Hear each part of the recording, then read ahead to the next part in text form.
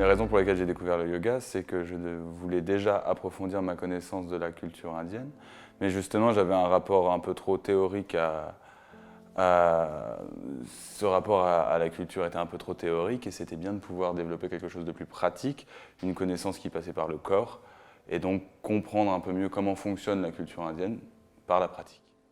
Avant, je ne prenais absolument pas compte, je ne prenais pas du tout compte de mon corps.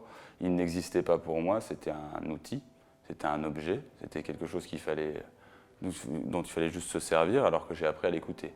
Déjà, et à prendre conscience du fait qu'il était là et de son importance.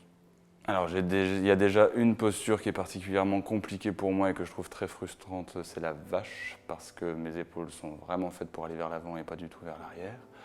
Et du coup, j'ai beaucoup de difficultés avec celle-là. Donc au début, ce qui est rigolo, c'est qu'on n'a pas du tout envie de la faire et on se dit que c'est pas du tout notre posture. Et en fait, on se rend compte que c'est celle qu'il va falloir le plus travailler, effectivement. Ensuite, j'aime bien les postures d'équilibre, mais justement, c'est parce que j'ai l'impression de bien y arriver.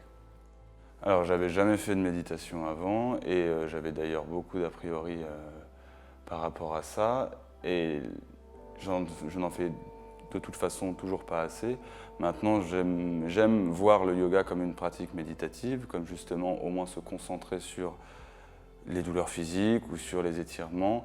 Et j'essaie de m'entraîner justement à commencer à méditer grâce au yoga. Mais j'aimerais bien aller beaucoup plus loin et arriver à un moment donné justement à méditer purement et simplement. Alors j'écoute beaucoup plus mon souffle depuis que je fais du yoga effectivement. Déjà de toute façon pendant le travail, mais aussi dans ma vie en règle générale. J'ai un problème juste parce que j'essaie de travailler là-dessus.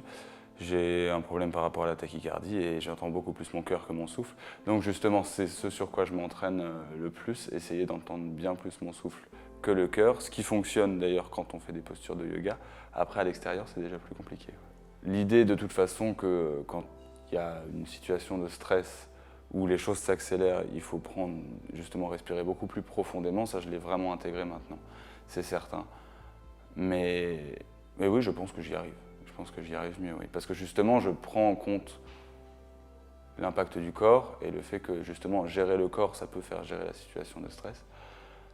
Ce que je ne prenais absolument pas en compte avant. Oui. Alors, en tant qu'homme, c'est certain qu'il y a beaucoup d'a priori sur le yoga, mais même moi, en plus de ça, avec ma formation en philosophie, j'avais encore plus d'a priori sur le yoga, parce que justement, j'avais toutes ces idées un peu bornées, un peu rigoureuses, qu'il fallait que les choses soient scientifiques ou ne le soient pas, et qu'il y avait quelque chose, qu'il n'y avait pas d'entre-deux. Alors justement, je pense qu'il y a un an, on m'aurait parlé de yoga, il en aurait été absolument hors de question, il y a plus d'un an. Mais heureusement, c'est justement grâce à l'Inde quand même, que j'ai pu m'ouvrir un petit peu, et il a suffi d'une fois.